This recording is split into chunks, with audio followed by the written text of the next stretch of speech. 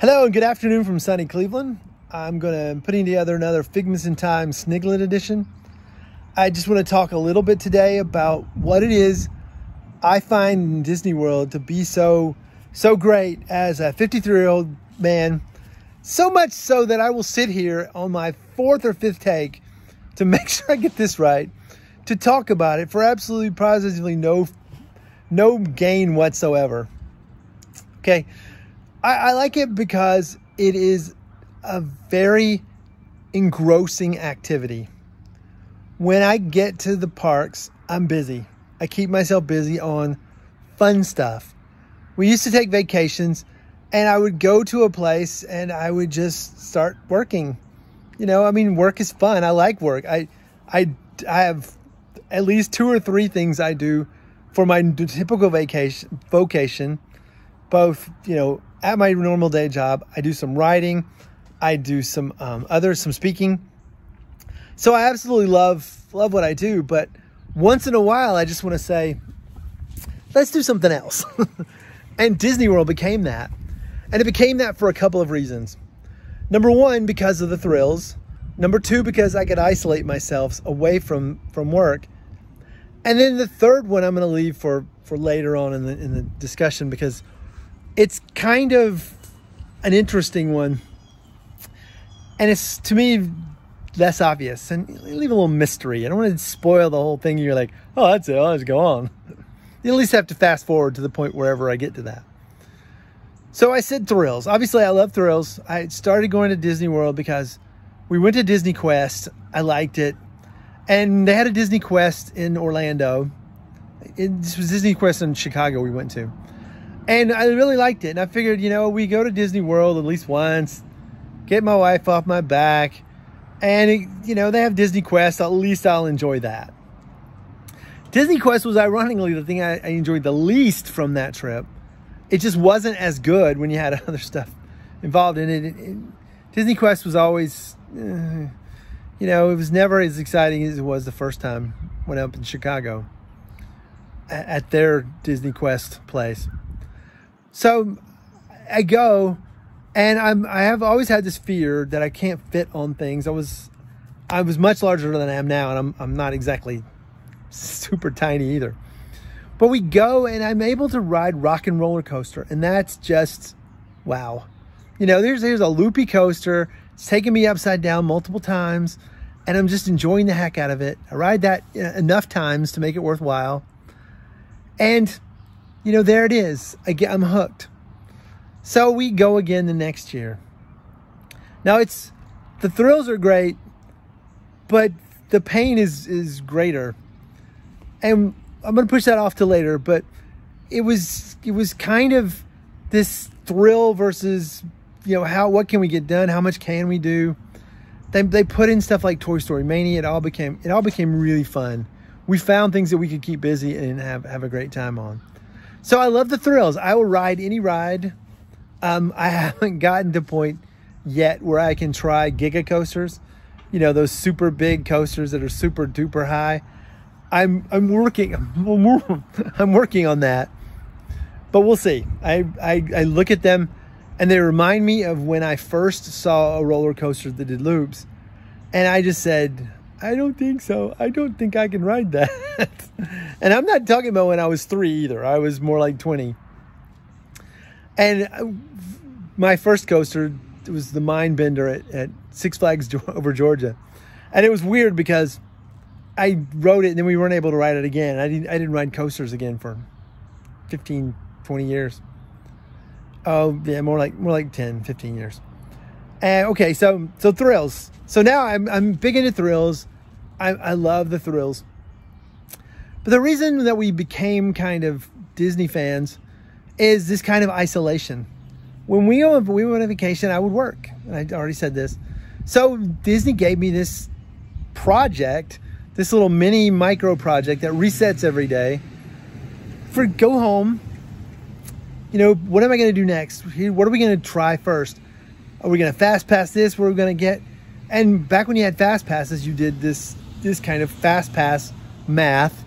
Do I want to get in it? And it, like at Hollywood Studios, it would always be get a Toy Story Mania fast pass, ride it by without standing in line, then come back out. And if your fast pass time is greater than this, you know, if you had to wait another hour or so, and if there happened to be time on the clock and you look at how long the line is, and you start doing the math, and that no matter what the sign says, you can tell, because that if it says 50 and you see it lined out the door, you may know that that's wrong, because the way they do it is you know, you wear this little red thing around your neck, and they scan it at the beginning, they scan it at the end, and they start doing their estimates. Well, they can't estimate really long lines until after the really long line forms sometimes. So you get into that situation. So it became just a really delightful process of trying to figure out what we were doing and just keep my mind busy. And I do it today, even 20 years later. I plan as much as I can, and until the vacation comes up, I just enjoy making plans. I've talked about my medical issues. I'm probably not going to be able to ride roller coasters until at least October, so I canceled our trip in August. And I may not even be able to ride roller coasters in October. It's still way off the table. They gave me 4 to 6 months, and that's right in the middle. So I may or may not be back on the coasters when I'm there in October. We're actually going to definitely 100% be there in October, so we can see Disney Gratitude. That's at DISNEYGRATITUDE is a 1. So Jocelyn's meetup, we're going to be at the meetup whether I can ride roller coasters or not. If I have to take a calm vacation like we just talked about, I will probably spend a lot of time working, but I will definitely be there and enjoy it. So there's that, right? There's that sense of isolation, getting my brain busy on something else, not thinking about my current work issues, my current articles, anything I'm trying to work on. So there's that. Okay, so there we're to that point. The weirdest part about Disney, though, has been the physical fitness aspects. You know, you always hear people, wear good shoes. You're going to be walking 7 miles, 8 miles a day.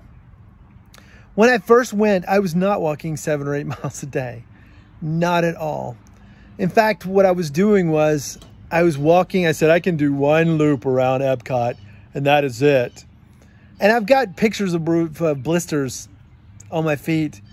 I've got pictures of me looking at really, really haggardly because it's, you know, I'm hot and I'm tired and I'm carrying around another human being on me. It's you just can't imagine. But I'm having enough fun that it tweaks something in my brain that says, you know what? It's time to get better. But it wasn't immediately that happened. I was talking to a doctor once and I was like, I feel really bad getting a scooter. And he looked at me and said, you know, this is your vacation. Get the scooter. It's better to get out there on the scooter and walk and move as much as you can as it is to just sit around and not do things. And that was really good advice, because getting a scooter really opened up the world. Because I was able to scoot around and get to places, I found myself walking more and more and pushing myself more and more and getting tireder and tireder, which actually then pushed me more later. But I got to that point where I was able to do more and I was able to see more. And it was great. I no longer had to end the day in the middle of the day. I no longer could say I'm going 1 loop around each park and that's about all I can handle. Because I never wanted to be that person. I never wanted to end up that person. And that eventually, it did not stop me from gaining weight at the time until I really got large. That was another doctor who just said, you really need to do something about this. And they said it in a nice way. It's not the root of every one of your problems, but let me send you to this medical weight loss place where they don't necessarily give you, we don't have to do surgery or anything like that. Let's just see what we can do. And it really helped. It very much helped. It wasn't super expensive over the years. I've been doing it like 6 years. It's just been, it was a great thing. So that helped. And I really went to them because I wanted to do more at Disney, and I wanted to do more at Dollywood. I wanted to do more around just walking, period. And so it really kind of stretched me and made me want to exercise more. One of the big times that kind of told me what I was able to do was when I did, as we referenced in the previous episode, was when I did my 58 times at Expedition Everest. I rode a scooter to the place. I parked it. I got off of it. I walked in. I rode the ride, and I did the single rider line. And you can use a scooter in the single rider line if you want, but it's kind of complicated in there. I never have. I just kept going, and because I kept moving and I never started standing, and there was never really any long lines these times, I was able to keep going. And I ended up in the day, and I'm looking at my watch going, what do you mean I've taken 20,000 steps? Wow, I can do this. And I just kept going out. I exercise at home more. I joined a gym a couple of years ago. It's all been really, really fantastic. But it's all really kind of a Disney World thing. It's not like completely Disney World thing. Obviously, I don't want to die, leave my wife alone and all that kind of stuff. I don't want her to have all the Disney fun without me. But the fact is, I lost this weight. I got the exercise impetus was a little bit because of what I was able to do there and really enjoy. So why do I like Disney World? To recap, it is fun. It is just a lot of fun. I can be looped around. I can be twisted around. There's good food, right? There's plenty of things to do at Disney World to keep my body and mind occupied for the entire day, an entire week. I mean, we try to go, 6, 7, 8 days in a trip, so we can do everything and do everything twice. And then there's the isolation. Not only is it fun, but it's so mind engrossing that I never stop. I don't feel like I need to stop and do nothing the whole time or start working. Usually I can keep my mind from any kind of real work items unless I just have a big old idea in mind, which happens occasionally. And thirdly, it's the exercise. It is a fantastic place theme parks are in general are a fantastic place to exercise. My wife and I sometimes, even when it's not a really good day for riding, even if it's cold or hot or something like that, we'll occasionally go to Dollywood and do a few laps around Dollywood and come back home.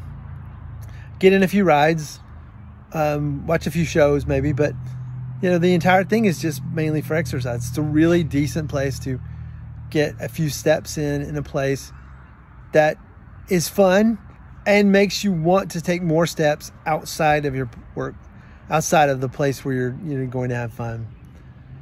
So next time I'll talk a little bit more about, different levels of travel, like solo, just with your spouse, significant other, or a friend, and then with a whole family. And we'll discuss how these things differ and why some are better than others, and they're all better than the other ones, right? There's no best way to go to Disney, but they're also all good. So I'll see you then. Till next time. Bye-bye.